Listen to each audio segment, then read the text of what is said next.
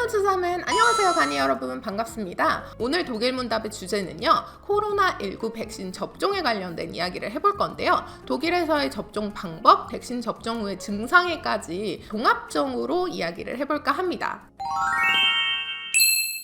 일단 먼저 이야기를 하기에 앞서서 독일의 백신 접종률에 관해서 제가 조금 조사를 해봤는데요. 일단 9월 7일 구글 검색을 기준으로 했을 때 독일의 1회 이상 접종률은 66.1% 정도였고 2차 접종까지 완료한 접종률에 관해서는 61.7% 정도였습니다. 그리고 한국의 경우에는요, 1차 접종 이상은 10.6%, 그리고 완료일 경우에는 36.4%로 나타나고 있더라고요. 한국과 비교했을 때도 꽤 차이를 보이고 있었습니다. 백신 물량에 대해서 이야기를 해보자면 초기에는 독일에서도 많이 부족한 상황이어서 신청을 하더라도 굉장히 오래 기다려야 했습니다. 그리고 초반에는 고령의 분들 혹은 의료 종사자 분들 이런 식으로 순차적으로 진행이 됐었지만 현재는 물량이 굉장히 많이 확보가 된 상황이다 보니까 뭐 나이나 대상에 상관없이 신청도 굉장히 빠른 속도로 진행이 되고 있고요.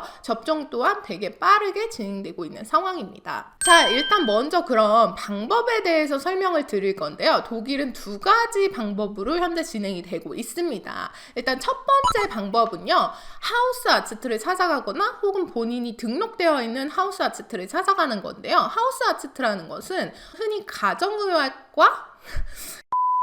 가정의학과라고 생각을 하시면 될 것 같아요. 독일은 한국과는 의료 시스템이 조금 다르게 되어 있어서 한국에서는 내가 증상이 있으면 그 증상에 맞는 병원을 찾아가서 바로바로 진료를 받는 것과는 다르게 독일에서는 일단 먼저 1차적으로 하우스 아츠트를 먼저 찾아가게 됩니다. 그러면 그곳에서 진찰을 해보고 의사가 조금 더 전문의의 소견을 들어야 할 것 같다라는 소견서를 써주게 됩니다. 그러면 그 소견서를 들고 그 전문의를 찾아가는 이런 식으로 진행이 되어지고 있어요. 그러다 보니까 백신 접종, 사실 코로나19 상관없이 접종을 받게 되는 경우에는 하우스 아츠트에서 진행을 하는 경우가 많습니다. 그러다 보니까 코로나19 백신 접종도 하우스 아츠트에서 진행이 될 수가 있습니다. 두 번째는 가까운 인풍센터를 찾아가는 것인데요. 저는 두 번째 방법으로 화이자를 2차 접종을 완료한 상태이고요.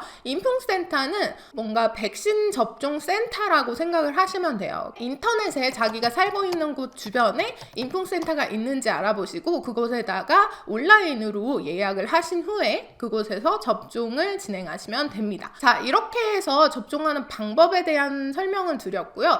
이 과정 중에 중요한 사항이 두 가지 정도 있습니다. 일단 첫 번째는 인풍파스입니다. 인풍파스라는 것은 백신 접종 증명서라고 생각을 하시면 될 것 같아요. 직역을 하자면 백신 여권이라고 생각을 하시면 될 것 같은데요. 일단 인풍파스의 경우에는 현재 두 가지의 형태로 존재를 합니다. 일단 첫 번째는 오리지널 버전인데요. 약간 여권 사이즈의 인풍파스가 존재를 하는데요. 예를 들어 파상풍 주사라던가 기타 등등의 백신을 맞았을 때도 사용할 수 있는 증명서, 책자라고 생각을 하시면 돼요. 저 같은 경우에는 산지 얼마 안 돼서 아직 이런데 거꾸로 들고 있었네? 이런데 지금 아직 기입이 제대로 안 돼 있는데 일단 여기에 보시면 자신의 그런 뭔가 정보들을 기입할 수가 있고요. 안에도 살짝 보여드리면 안에도 이런 식으로 이렇게 나와 있습니다. 그래서 여기다가 뭔가를 적어서 이렇게 기록을 할 수 있는데요. 저 같은 경우에는 산지 얼마 안 됐고 아직 사용을 안 했기 때문에 안에가 비어 있습니다. 이 인풍파스의 경우에는 아까 말씀드렸던 하우스 아츠트에서 백신 접종 후에 받으실 수도 있고 약국에서 구입을 하실 수도 있습니다. 가격대는 2.5유로에서 4.5유로 정도로 저는 알고 있는데 이 가격의 차이는 무엇이냐? 단지 종이 재질의 차이라고 합니다. 그래서 제가 이거 보여드렸던 이 인풍파스가 4유로 50짜리인데 뭔가 오리지널 그 2유로짜리보다는 조금 종이가 두꺼워요. 그래서 사실 별 차이가 없습니다. 다 똑같은 거고 이 인풍파스는 본인이 직접 기록을 하는 것이 아니라 하우스 아츠트를 찾아가서 의사분이 직접 기록을 하신 후에 거기다 도장을 찍어주는 형태로 지금 사용이 가능하고요. 팁을 알려드리자면 미리 약국에서 사서 가시는 것도 하나의 방법이라고 생각을 합니다. 요새는 아무래도 접종을 받는 분이 워낙 많아지면서 인품파스가 조금 부족한 경우도 있더라고요. 그래서 바로바로 해결을 하고 싶으신 분들은 미리 약국에서 구입을 하신 후에 가져가시는 방법도 추천을 드리고 싶습니다. 두 번째 여권의 형태는요, 전자여권인데요. 오리지널 책자가 아니라 핸드폰 앱을 통해서 사용할 수 있는 전자여권입니다. 저 역시도 전자여권으로 가지고 있는데요. 전자여권 앱을 다운받으신 후에 거기에다가 QR코드를 입력을 하셔서 사용하는 방식인데요. 굉장히 간편하고 편리합니다. 일단 인풍센터라던가 혹은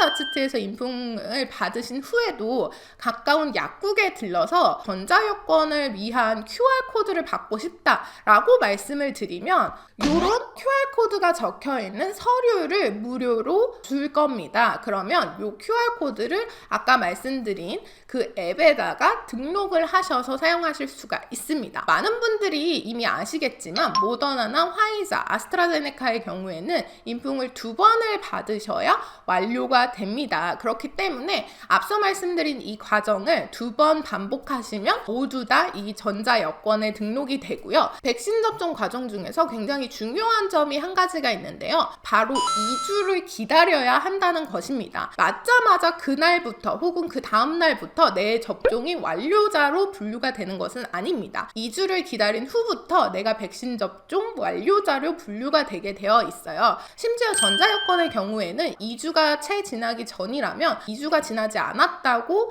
표기가 되어 있고 마크 같은 것들이 있는데 거기에 마크가 회색으로 활성화되지 않은 것 같은 그런 마크가 뜨게 되고요. 2주가 지나게 되면 완료되었음이라는 문구와 함께 그 마크가 파란색으로 표시가 됩니다. 그렇게 되면은 이제 비로소 이 전자여권을 보여주고 백신 접종 완료자로서 분류가 되게 되어집니다. 현재 독일의 경우 다수 감염자가 증가한 추세인데요. 그렇기 때문에 방역 수칙이 강화가 되어 있는 상태입니다.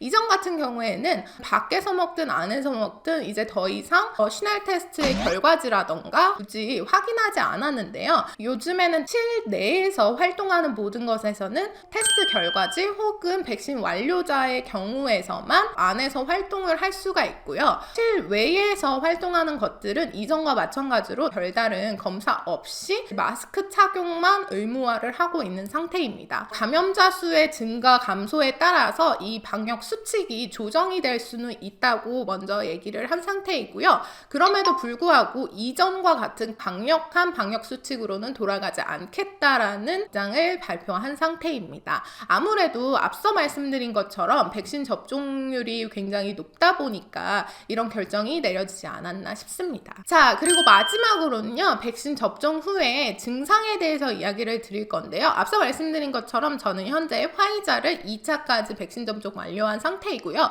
일단 1차 접종 후에는 접종 후에 바로 팔이 굉장히 아파오기 시작을 했어요. 한 30분 정도 후부터 팔이 굉장히 아파왔고 그날 굉장히 피곤하고 엄청 졸립고 이런 증상이 있었던 것 같습니다. 그리고 저녁쯤에 살짝 열감이 났던 것 같아요. 하지만 뭐 엄청나게 심하게 고열이 난다던가 이런 증상은 없었고요. 그 다음날이 됐을 때는 팔이 굉장히 많이 아팠고 그 외에는 사실상 뭐 조금 피로감? 아직 내 몸이 뭔가 완치되어진 것 같지 않은 그런 느낌이 살짝은 있었지만 그 외에 심각한 증상이 있지는 않았습니다. 하지만 2차 접종 후에는 꽤 나름 증상이 조금 셌었는데요. 일단 맞자마자 바로 후부터 팔이 굉장히 아파오기 시작을 했고 그리고 저녁에는 똑같이 굉장히 좀 힘이 없고 굉장히 졸립고 그 다음에 살짝의 두통 이런 것들이 있었고 그 다음 날에 굉장히 아팠습니다. 일단 뭔가 온 몸이 아프면서 몸살이 되게 심하게 걸린 것 같은 그런 느낌이 들었고 관절 부분이 굉장히 많이 아팠습니다. 그리고 저녁쯤 혹은 오후쯤부터는 두통이 굉장히 심했고 살짝의 열도 조금 있었습니다. 그러고 나서 그 다음 날 이제 한 3일차죠. 맞고 난 다음 날부터는 아직까지 완전히 컨디션이 회복되지 않은 상태였고, 그리고 몸도 조금은 아팠던 것 같아요. 그래서 뭔가 엄청나게 막 정말 위급한 그런 증상들이 나타나지는 않았지만 확실히 1차 때보다는 2차 때 증상이 조금 더 심했었고, 그리고 2차 때 조금 아팠던 증상들이 1차 때보다는 오래 갔던 것 같습니다.